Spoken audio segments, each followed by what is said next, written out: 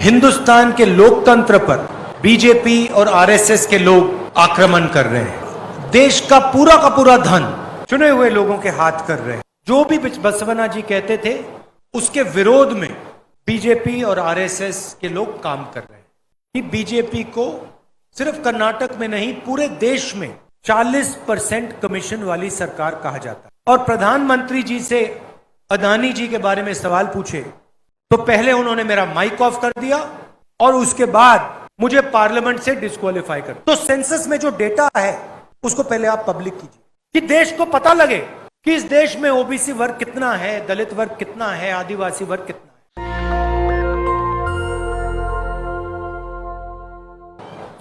आप जानते हैं कि बीदर बसवना जी की कर्म भूमि उनकी जमीन है और बसवना जी ने सालों पहले लोकतंत्र की बात की थी। और अगर आज हिंदुस्तान में डेमोक्रेसी है, लोकतंत्र है, तो उसकी नींव बसवना जी ने दिखाई थी। दुख की बात है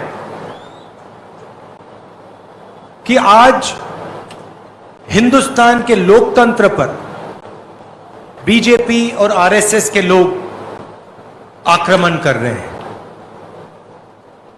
हिंसा फैला रहे हैं, नफरत फैला रहे हैं और देश का पूरा धन चुने हुए लोगों के हाथ कर रहे हैं। बीजेपी और आरएसएस की विचारधारा बसवना जी की विचारधारा के खिलाफ है। जो भी बसवना जी कहते थे उसके विरोध में बीजेपी और आरएसएस के लोग काम कर रहे हैं। कुछ दिनों में कर्नाटक में चुनाव होने वाला है और पूरा कर्नाटक, पूरा देश जानता है कि चुनाव में कांग्रेस पार्टी जीतने वाली है और भारी बहुमत से कम 150 सीट लेकर कांग्रेस पार्टी जीतने वाली है। आप देख लेना, जो 40% कमीशन वाली सरकार है उसको 40 सीट से ज्यादा नहीं मिलने वाली है।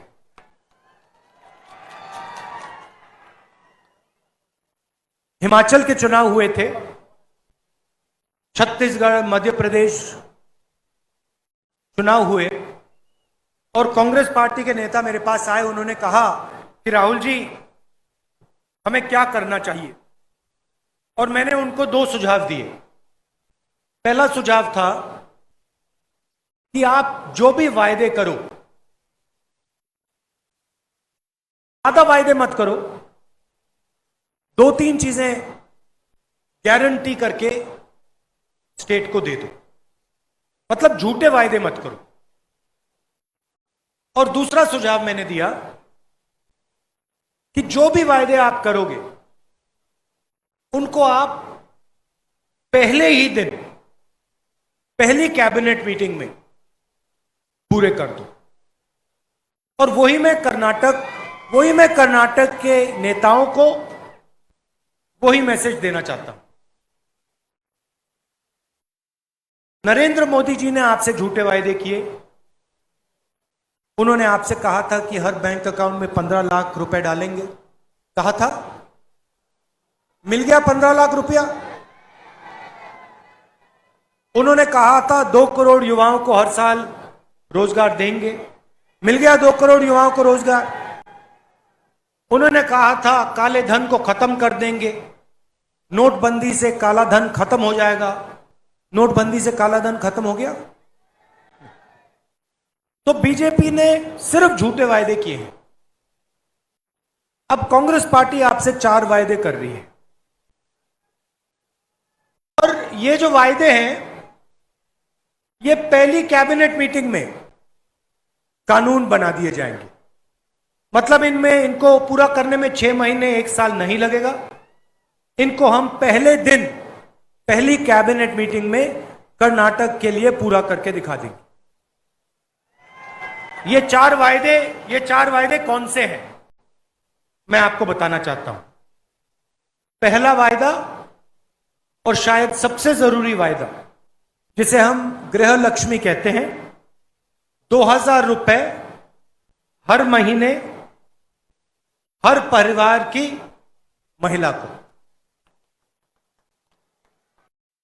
दूसरा वायदा गृह ज्योति, 2000 यूनिट हर महीने मुफ्त में बिजली हर परिवार को। अन्नभाग्य 10 किलो चावल हर परिवार के हर व्यक्ति को। युवा निधि 2 साल के लिए कर्नाटका के हर ग्रेजुएट को 3000 रुपए प्रति महीना और हर डिप्लोमा होल्डर को 1500 रुपए प्रति महीना। ये 4 जो वायदे हैं, ये हमारा पहला कदम होगा और इनको कांग्रेस पार्टी की कैबिनेट अपनी पहली मीटिंग में पूरा करके दिखा देगी। ये वायदे कर्नाटक के अरबपतियों के लिए नहीं है। जैसे नरेंद्र मोदी जी ने, कर्नाटक की सरकार ने 2-3 अरबपतियों के लिए काम किया, ये वायदे उनके लिए नहीं है। ये वायदे कर्नाटक के युवाओं के लिए, किसानों के लिए, मजदूरों के लिए और गरीबों के लिए हैं। और इन 4 वायदों से कर्नाटका के लाखों परिवारों की जिंदगी बदल जाए। थोड़ा सा मैं बीजेपी के बारे में बोलना चाहता हूं। मैंने शुरुआत में कहा कि बीजेपी को सिर्फ कर्नाटक में नहीं, पूरे देश में 40% कमीशन वाली सरकार कहा जाता है। और यह नारा मैंने नहीं दिया है, यह नारा कर्नाटक के लोगों ने, कर्नाटक की जनता ने दिया है। आपने पिछले 5 सालों में अपनी आंखों से देखा, बीजेपी के भ्रष्टाचार को आपने देखा और आपने सहा। प्रधानमंत्री जहां भी जाते हैं भ्रष्टाचार की बात करते हैं, मगर जब कर्नाटका के कॉन्ट्रैक्टर एसोसिएशन ने नरेंद्र मोदी जी को चिट्ठी लिखी और उन्होंने नरेंद्र मोदी से कहा, प्रधानमंत्री जी कर्नाटक में 40% कमीशन लिया जा रहा है, तो प्रधानमंत्री ने उस चिट्ठी का जवाब तक नहीं दिया। जब यहां पे मैसोर सैंडल सोप का करप्शन स्कैंडल हुआ, जिसमें एक एमएलए के बेटे को 8 करोड़ रुपए चोरी करते हुए पकड़ा गया, प्रधानमंत्री ने एक शब्द नहीं कहा। जब जॉब स्कैम हुआ, नरेंद्र मोदी जी ने एक शब्द नहीं कहा। जब पुलिस सब इंस्पेक्टर को 80 लाख रुपए ब्राइब दिया गया, प्रधानमंत्री ने एक शब्द नहीं कहा। जब असिस्टेंट प्रोफेसर जॉब स्कैम हुआ, प्रधानमंत्री ने एक शब्द नहीं कहा। जब assistant engineer, junior engineer job scam हुआ, प्रधानमंत्री ने एक शब्द नहीं कहा।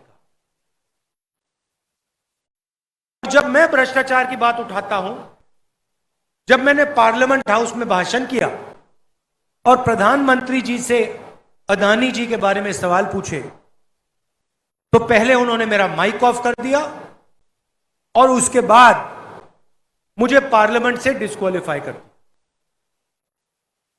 लोकसभा से निकाल दिया। क्यों? क्योंकि मैं भ्रष्टाचार के बारे में नरेंद्र मोदी जी से सवाल पूछ रहा था। 3 सवाल पूछे। मैंने पूछा कि नरेंद्र मोदी जी, आपका अदानी जी से क्या रिश्ता है? अदानी जी को हिंदुस्तान के पोर्ट्स, एयरपोर्ट्स, सारे के सारे बिजनेसेस पकड़ा दिए जा रहे हैं। ये कौन कर रहा है? क्यों कर रहा है? दूसरा सवाल, अडानी जी के जो शेल कंपनीज हैं, उसमें जो बेनामी पैसा है 20,000 करोड़ रुपए का, वो पैसा किसका है? यह सवाल मैंने नरेंद्र मोदी जी से पूछा और नरेंद्र मोदी जी ने पहले मेरा माइक ऑफ किया पार्लियामेंट हाउस में और फिर उसके बाद मुझे पार्लियामेंट से निकलवा दिया, डिस्क्वालीफाई कर दिया। मगर मैं रुकने वाला नहीं हूं। मैं प्रधानमंत्री और कर्नाटक का, मैं नहीं डरता इन लोगों से। मैं प्रधानमंत्री और कर्नाटका की सरकार से भ्रष्टाचार के बारे में सवाल पूछता जाऊंगा और इनसे मैं लड़ता जाऊंगा। ये जो पैसा है, 40% पैसा है, ये किसका पैसा है? ये आपका पैसा है। इस पैसे को आपके शिक्षा के लिए, आपके अस्पतालों के लिए, आपके कॉलेजेस के लिए, आपकी यूनिवर्सिटी स्कूलों के लिए लगाना चाहिए। ये आपका पैसा आपसे छीनकर, चोरी करके ले रहे हैं। और इसका प्रयोग ये कैसे करते हैं? पिछली बार आपने बीजेपी की सरकार नहीं बनाई थी, पिछली बार आपने हमारी सरकार बनाई थी। और ये याद रखिए, भ्रष्टाचार, चोरी के पैसे से बीजेपी के लोगों ने आपकी सरकार चोरी की और फिर उसके बाद 5 साल के लिए 40% कमीशन खाया है और ये फिर से कोशिश करेंगे। इसीलिए बहुत जरूरी है कि कांग्रेस पार्टी को कम से कम 150 सीटें मिलनी चाहिए, नहीं तो फिर से ये चोरी करने की कोशिश करेंगे। ये जो आपका पैसा है, 40% जो कमीशन खाया है, उसका प्रयोग करके ये फिर से एमएलए को खरीदने की कोशिश करेंगे। तो बीजेपी को 40 सीटों से ज्यादा नहीं मिलनी चाहिए। बीजेपी को 40 सीट से ज्यादा नहीं मिलनी चाहिए और कांग्रेस पार्टी को 150 सीटें से कम नहीं मिलनी चाहिए। अच्छा, नरेंद्र मोदी जी ने एक और सवाल उठाया। उन्होंने कहा कि मैंने ओबीसी का अपमान किया है। सबसे पहले, मैं किसी का अपमान कभी नहीं करता हूं, मगर दूसरा सवाल और बड़ा सवाल, अगर नरेंद्र मोदी जी ओबीसी की बात करते हैं तो फिर सचमुच में हम ओबीसी की बात क्यों ना करें? और ओबीसी वर्ग के सामने 2-3 बड़े मुद्दे हैं, देश के मुद्दे हैं, उनके बारे में आपको थोड़ा सा बताना चाहता हूं। अगर हम चाहते हैं कि ओबीसी को ताकत दी जाए, राजनीतिक ताकत, आर्थिक ताकत, तो सबसे पहला कदम हमें यह मालूम होना चाहिए कि हिंदुस्तान में ओबीसी हैं कितना। अगर हम ओबीसी को ताकत देना चाहते हैं तो पहले यह समझना होगा कि देश में ओबीसी कितने हैं, दलित कितने हैं, आदिवासी कितने हैं। अगर हमें यही नहीं मालूम तो हम ओबीसी को शक्ति, ओबीसी को ताकत कैसे दे सकते हैं? जब हमारी सरकार थी, यूपीए की सरकार थी, 2011 में हमने सेंसस किया था और पहली बार हमने सेंसस में सवाल पूछा था कि भैया आप ओबीसी हो, आप दलित हो, आप आदिवासी हो, आपकी जात क्या है? और पूरा का पूरा डेटा हिंदुस्तान की सरकार के पास है, मगर नरेंद्र मोदी जी ने डेटा पब्लिक नहीं किया है, छुपाया हुआ है। दिल्ली की सरकार को मालूम है ओबीसी की कितनी आबादी है हिंदुस्तान में, अगर दिल्ली की सरकार किसी को बता नहीं रहे। तो मोदी जी, अगर आप सचमुच में ओबीसी को ताकत देना चाहते हो, आर्थिक ताकत देना चाहते हो, राजनीतिक ताकत देना चाहते हो, तो सेंसस में जो डेटा है उसको पहले आप पब्लिक कीजिए कि देश को पता लगे कि इस देश में ओबीसी वर्ग कितना है, दलित वर्ग कितना है, आदिवासी वर्ग कितना है। अगर आप नहीं करोगे तो कांग्रेस पार्टी यह काम करके दिखा देगी क्योंकि हम झूठे वायदे नहीं करते हैं, हम सचमुच में ओबीसी वर्ग, दलित, आदिवासी वर्ग को ताकत देना चाहते हैं। हम चाहते हैं कि हिंदुस्तान के लोग, गरीब लोग, कमजोर लोग भी इस देश को चलाने में उनकी हिस्सेदारी हो। तो पहला कदम यह है, नरेंद्र मोदी जी, ओबीसी सेंसस जो है उसका डेटा आप पब्लिक कर दीजिए, देश को बता दीजिए इस देश में ओबीसी हैं कितने। दूसरा कदम, ये जो रिजर्वेशन पे 50% का कैप लगा रखा है कि देश में 50% से ज्यादा रिजर्वेशन नहीं मिल सकता, इसको आप हटाइए। दूसरा कदम, सचमुच में आप ओबीसी की बात करते हो, सचमुच में आप शक्ति देना चाहते हो, तो ये जो 50% का रिजर्वेशन का कैप है इसको परे करिए। तीसरी बात, जो दलित हैं, आदिवासी हैं, उनकी जितनी आबादी है उतना रिजर्वेशन उनको दीजिए। मैं जानता हूं कि ये नरेंद्र मोदी ये काम कभी नहीं करेंगे, क्योंकि नरेंद्र मोदी जी ओबीसी से वोट ले लेते हैं मगर ओबीसी को शक्ति, ताकत कभी नहीं देते। हमने मनरेगा दिया, हमने भोजन का अधिकार दिया, हमने गरीबों के लिए काम किया है। और गरीबों के लिए अगला बड़ा कदम, ओबीसी वर्ग जो है उसको राजनीतिक शक्ति, ताकत, सिर्फ शब्द नहीं, खोखले शब्द नहीं जो नरेंद्र मोदी दे रहे हैं, मगर राजनीतिक ताकत और आर्थिक ताकत देनी है। आप 10 साल, 9 साल हो गए, नरेंद्र मोदी जी ने ओबीसी से वोट लिया। आप मुझे बताओ नरेंद्र मोदी जी ने ओबीसी के लिए किया क्या? दिल्ली की सरकार को आप देखिए, सरकार को सेक्रेटरी चलाते हैं। दिल्ली की सरकार, हिंदुस्तान की सरकार को की रीढ़ की हड्डी सेक्रेटरी होते हैं। दिल्ली की सरकार में 7% सेक्रेटरीज ओबीसी, दलित और आदिवासी वर्ग के हैं, और वो भी छोटे छोटे काम करने में लगे हुए हैं। तो नरेंद्र मोदी जी, ओबीसी बात करनी है ना, तो फिर काम की बात करिए, खोखले शब्द मत दीजिए। ताकत देनी है, आर्थिक ताकत देनी है, राजनीतिक ताकत देनी है, तो सेंसस के डेटा को पब्लिक कीजिए, 50% कैप को हटाइए, और जो दलित और आदिवासी वर्ग है उनकी जितनी आबादी है उतना रिजर्वेशन उनको दीजिए। यह पहले कदम है। अगर आप ये नहीं कर सकते हो, परे हट जाइए, हम कर देंगे। और यह मत सोचिए कि हम आप पे दबाव नहीं डालेंगे।